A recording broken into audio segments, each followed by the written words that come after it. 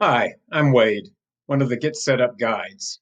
Gmail is certainly one of the most popular email programs in use today, but many people are using Gmail but not aware of some of its most unique and useful features.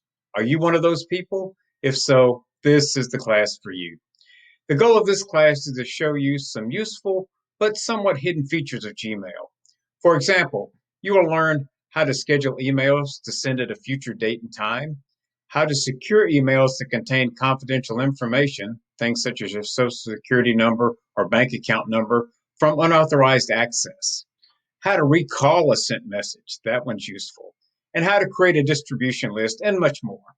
At the end of the class, one recent learner commented, I've learned a lot today and I've been using Gmail for years.